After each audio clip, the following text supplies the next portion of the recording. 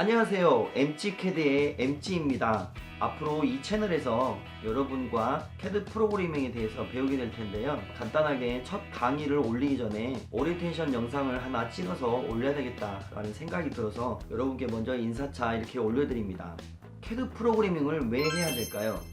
이 채널을 찾아오시는 분들 대부분 오토캐드 엔지니어가 대부분일 거라고 생각이 듭니다. 실무 현장에서 참 귀찮고 번거롭고 짜증나고 그런 작업들이 참 많죠. 고등학교 2학년 때 캐드를 처음 배웠는데 배울 때는 참 재미있었어요. 게임하는 느낌도 들었고 키보드와 마우스와 따각따각 하는 소리를 들으면 옆에서 우와 되게 멋있어 보이고 그런 게 있었거든요. 그렇게 해서 캐드 배울 때는 참 재미가 있었는데 이제 고등학교 졸업을 하고 현장에 나가서 직업이 되다 보니까 그게 참 아니더라고요. 같은 작업을 수백 번, 수천 번 작업하는 그런 일도 되게 많았었고요. 내가 기계가 된 것 같은 비효율적인 작업이 참 많았었던 것 같아요.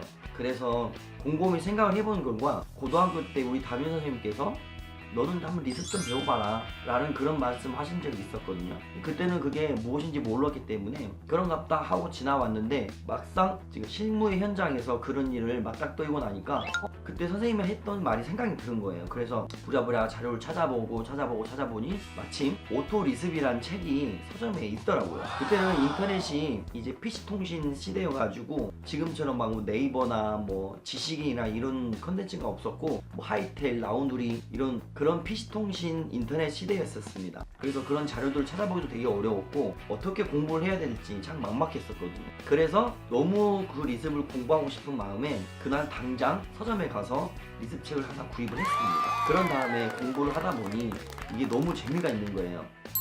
잠깐 그 책을 한번 보여드릴까요? 짠!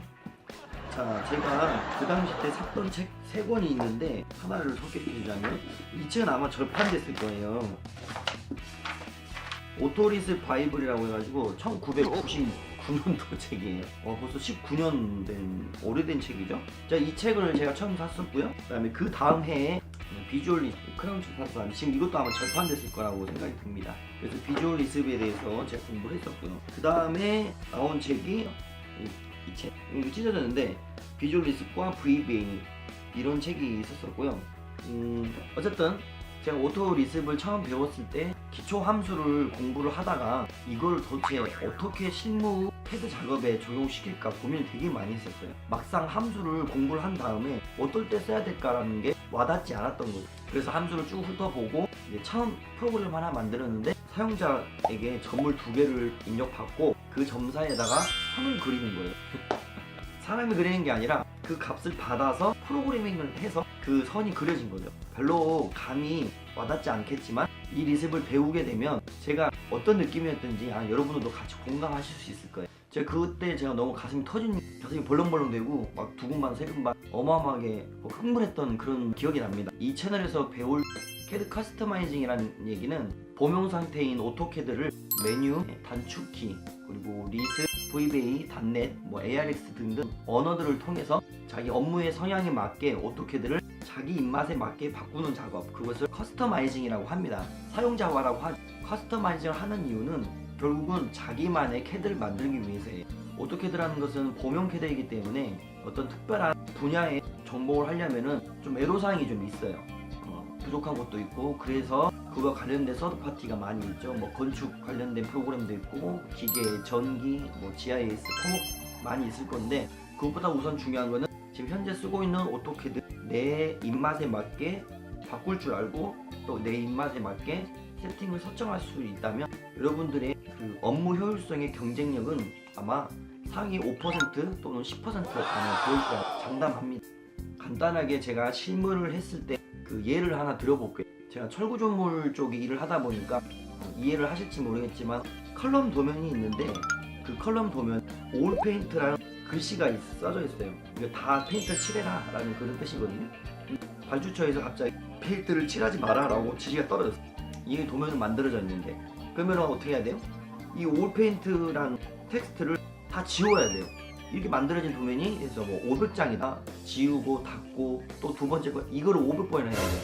그러면 대충 간단하게 아주 미니멈으로 잡아도 도면을 열고 눈에 보이는 올 페인트 문자를 잡아서 삭제를 하고 저장하고 닫기. 아무리 못해도 15초 정도 걸리죠. 근데 이거 15초 곱하기 500장 한번 해보세요. 그럼 몇 초에 계산해봐요. 500장이 아니고 700장을 해야 한다고 생각을 해봐. 자, 그럼 간단하게 한 매 20초로 잡읍시다. 도면 열고 문자 잡아서 삭제하고 눈으로 봐야 되겠. 그 페인트 한쪽에도 이쪽에도 있고 이쪽에도 있고 뭐 여러 도면도 있을 수 있으니까. 그래서 도면 올 페인트 문자를 삭제를 하고 저장하고 닫았어요. 여기까지 최대로 아주 손이 느린 사람 기준으로 해서 최대한 20초씩 걸린다고 생각할게요. 한 장. 그럼 20초 곱하기 700장 하면 14,000초가 돼. 그 14,000초 1분 60초를 나누게 되면 234 3시간 50분이 걸려. 이 올페인트 문자를 지우고 하는 작업이 무려 4시간이 걸리는 거죠.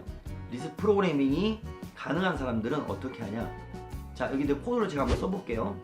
커맨드 erase 가로 열고 ssget 다운표 x 다운표 0.text 인 사실 컨텐츠였던가.